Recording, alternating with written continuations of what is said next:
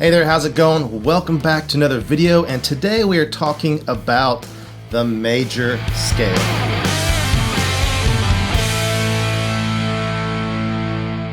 Understanding the major scale and how it works is really foundational to understanding music theory, songwriting, and all those things, because so much of what we talk about and what we use relates ultimately back to the major scale. Whether we're talking about the minor scale, we're talking about modes, we're talking about chord progressions, we're talking about how to even build a chord. Ultimately, a lot of those things go all the way back to the major scale. So today we're going to dive deep into the major scale. We're going to talk about what makes a major scale, the different parts, how we know when to use sharps and flats, all that good stuff. Also, if there's a particular major scale you don't have memorized, you'll be able to create any major scale from any starting note on the piano or guitar or whatever it is you play. And you'll just have a really good start on a solid foundation of understanding and creating music. And as always, if you have questions about anything we talk about, please leave those in the comments section down below. I'd love to answer questions, and other people may be able to help you out as well. So that's a great way to get some help. And if you have a particular struggle with songwriting or music theory or whatever, let us know in the comments section down below. That way, as I make more videos in this series, I know what to address and how to best help all of you. So with all that out of the way, let's get started. Before we talk about major scales specifically, let's take a step back real quick and talk about what makes a scale in general, because the major scale is just one of a bunch of scales, right? So what even makes a scale to begin with? Well, there are kind of two building blocks. The first building block is that a scale is a set of notes of a certain number, and they're in order by pitch. So you have a set of notes, and that could be 5 notes, it could be 8 notes, it could be 12 notes, doesn't really matter. It's just we've determined there's a number of notes. And then those notes are in order by pitch. If they start from like low pitch to high pitch, then that would be an ascending scale. And if they're high pitch to low pitch, that would be a descending scale. All right, so the next thing I consider a building block of a scale is that it has a pattern of intervals. So you probably already know what a pattern is. That's just something that repeats over and over again, right? It's something predictable that can be repeated. But what is an interval? So in music, an interval is essentially just the distance between two notes. And there are lots of different kinds of intervals when we talk about chords and melodies and all these things. But today we're going to focus on two intervals because that's all we need for a major scale. So let's jump over to the piano and talk about these two intervals we're going to use. The first one is called a half step. And all a half step is you have a certain note you're starting with, and then you go to the next one on the piano, or if you're on a guitar, it'd be the next fret. So if you go this way, that's a half step. If you went this way, that's a half step. That's a half step. That's a half step. That's a half step. So pretty simple, right? Half step, just the note right next to the one you just played. So then the next interval we're going to need is the whole step. And just like in normal everyday life, two halves make a whole. Same thing here. Two half steps make a whole step.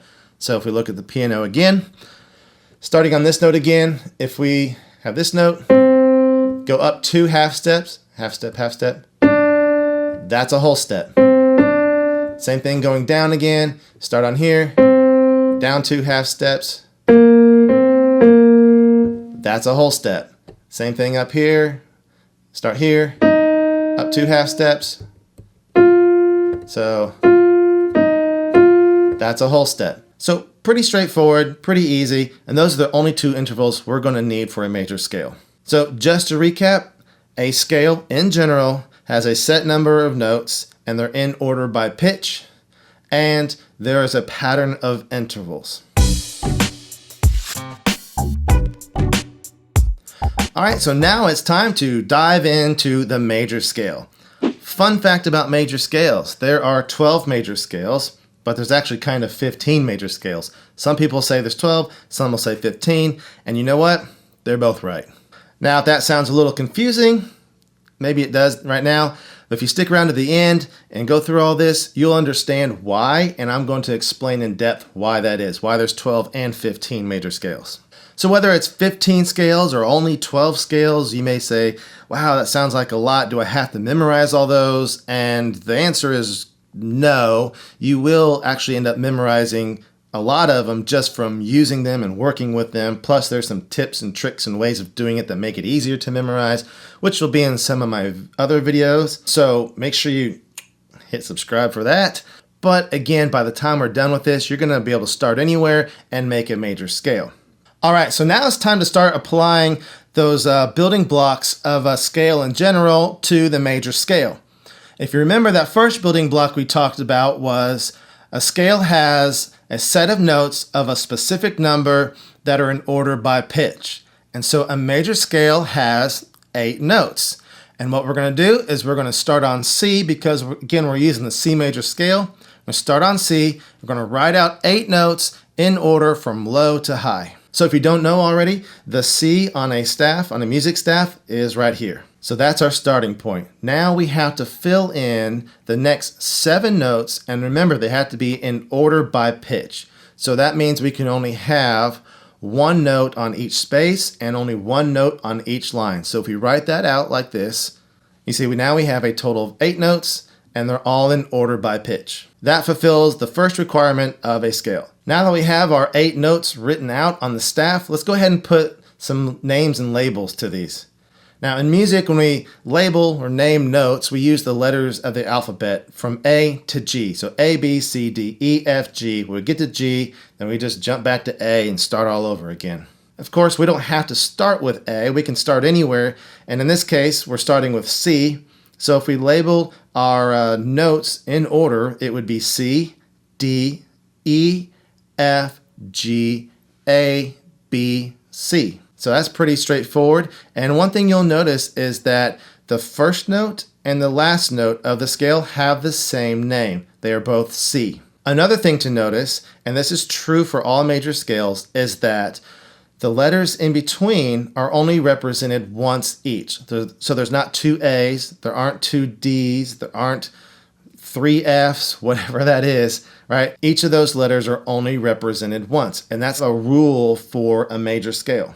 All right, so to recap, a major scale has 8 notes. It will start and end on the same note, and all the note names in between are only represented once each.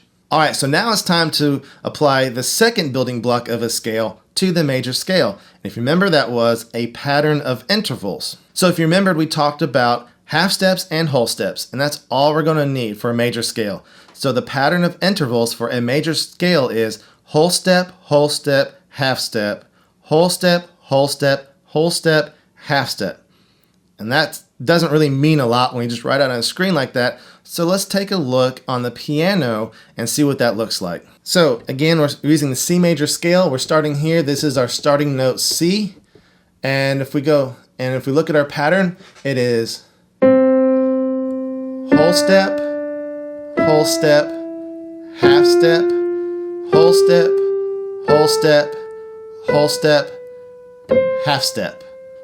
And that's it. That's the pattern. And again, the reason we're using the C major scale is because if you noticed, that pattern all lined up on all white keys. The C major scale is so easy to see on a piano because just all white keys starting on C. There are no what we call accidentals. There's no sharps or flats. The C major doesn't have any of those. So again, if we look at the staff and see the notes written out, you'll see nothing's changed. There's no sharps or flats next to those notes. All these notes are what we call natural notes. They are not altered in any way. They just are as they are. Now, the C major scale is the only major scale that we have that's going to be all natural notes or all white keys on the piano. All the other major scales are going to have some number of sharp notes or some number of flat notes. Now, you've probably seen sharps and flats before. The sharp kind of looks like a hashtag. The flat kind of looks like a lowercase b. But let's talk briefly about what that really means. When we say we're making a note sharp, what we mean is we take the natural note and we raise it by a half step. So if we look at our piano here, let's start with A right here. That would be A natural. And if we raise it by a half step to make it sharp, it's right there. If we take that same A natural and we make it flat, It's right there. So a sharp is when we raise a note by a half step, and a flat is when we lower it by a half step. One thing to keep in mind, we are looking at the piano here, so it might be easy to assume, oh, sharp notes and flat notes always land on black keys, because honestly, that's going to be the case most of the time. But it's not necessarily always true. This is why I said a sharp note is a half step above the natural and a flat is a half step below the natural, because if we look at our piano again, let's start with F right here. That's our F natural. If we make it an F sharp, it's right there. But if we were to make this F flat, F natural to F flat is right there. So the F flat is actually landing on a white key. So that just goes to show you all flats and all sharps aren't always going to be on black keys. But in the real world, when we're playing, yes, most of the time they're going to be on a black key. So as I said, all the other major scales are going to have some number of sharps or flats. So how do we know when to use sharps or flats, and how do we know how many to use? Well, let's take a look at the G major scale as an example. So if we start with the G major scale, that's our starting note, and let's just apply that pattern of intervals to the G major scale. So we have starting here on G, whole step, half step, whole step, whole step, whole step, half step. So you'll notice as we got here near the end, we got to this F area and we needed to make it an F sharp because we needed to make that a whole step interval. So how did we know it was an F sharp? If you go back, remember how we named the different notes of the scale? The first and last one are the same. We're starting on G, so those are both going to be G's. And all the ones in between have to be all the letters, and they can only be represented once. So we needed to have an F of some sort, and the F sharp is the only label to put to it that fits the bill. So let's take a look at another example, one that's going to have even more sharps. So let's start with A. Make this our A major scale. So we start on A here, and we need our whole step, which gives us B, and then we need another whole step for our C note. So that's going to make it a C sharp because we had to raise that C to make it a whole step interval. And now we need a D, and we need an E. Now we need an F, but we have to make that whole step interval again. So that forces us to go to F sharp and raise that F to an F sharp. And then same thing for the G. We need a whole step interval, which puts us on this black key, which is going to be a G sharp, and then finish at A. That covers kind of sharps, but what about flats? Well, let's take a look at the F major scale. We'll start here on F. Now we follow our pattern of intervals. So F, whole step, be G, whole step, A. Now we need a half step. We can't go here to this white note for B because that would be a whole step. So we have to lower that a half step and make it a B flat. Then whole step for C, whole step for D, whole step for E, half step for F. And that completes the major scale for F. Same thing if we started for B flat major scale. Let's look at a B flat major scale real quick. So for B flat major scale, we're going to start here on B flat. And we're going to go up a whole step to C, whole step D, half step. So we need an E, so it's going to have to be an E flat to make that half step interval. E flat, whole step F, whole step G, whole step A, half step B flat again. So as you can see, that pattern of intervals really informs what we name the notes. One thing to keep in mind is when we're naming the notes of a major scale, you will never have sharps and flats in a major scale. It'll all be sharps or they'll all be flats. You won't have both. All right, so now you have all the tools you need to create any major scale starting from any of the 12 chromatic notes that we have available. Right? We have 12 notes. We have, if you start on C, 1, 2, 3, 4, 5, 6, 7, 8, 9, 10, 11, 12, and then start over on C again, 1, 2, 3, 4, 5, 6, 7, 8, 9, 10, 11, 12, and so on.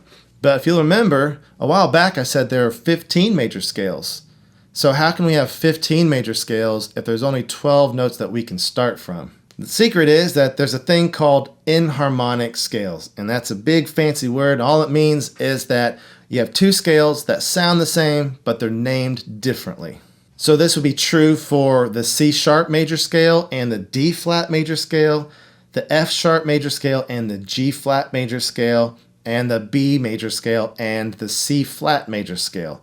So if we look at our piano here again, we have our B note here, right? And C here. But if you remember, I said a flatted note is just the note that's next to it. So if we took a C flat, it looks like a B. And if this is our starting note, we can call it a B if we want to, or we can call it a C flat if we want to, because we don't have any kind of context to push us one way or the other. We can decide whichever we want to call it. Now, 99.9% of the time, this is going to be called a B, but it could be a C flat. And so if you played a B major scale and a C flat major scale, it's going to sound exactly the same because you're playing the same keys on the piano. Same thing goes for F sharp and G flat. Those are the same keys on the piano. On the guitar, it'd be the same fret and string. So if you played out the F sharp major scale and the G flat major scale, again, it's going to be the same keys. Same goes for the B major scale and the C flat major scale. So I encourage you to work through those and go through those because there's lots of sharps and flats involved in there, so it might kind of get you really thinking and all that stuff. But go through those and check that out for yourself. Now, if you start getting really adventurous, which I 100% encourage, you're going to find out that if you start trying to make other enharmonic scales around the piano or your guitar, you're going to start running into double sharps and double flats when you're trying to name the notes following the major scale conventions. Major scales do not have double sharps or double flats, so we do not consider those to be major scales. They're still kind of fun to try to work through and all that stuff, but they're not technically major scales. The only enharmonic ones, again, are the B and C flat, F sharp, G flat, and C sharp and D flat. All right, so if you made it all the way to this point, congratulations. That is amazing. Thank you. I really hope you got a lot out of this and it was really helpful for you. Again, if you have any questions, leave them in the comments down below. I love answering questions and other people may be able to help you out as well. Also, again, if you have any other struggles or things you're trying to figure out with songwriting or creating your own music, leave that in the comments section down below. Also, in the description down below, there's a link to my free Chord Progression Builder cheat sheet, and it shows you a simple formula for creating chord progressions in major keys and in minor keys, and it's got several examples of each, so you can use those or you can start creating your own. So, link is in the description for that. Thank you so much for watching. Hope you have a great day, and we'll see you in the next one.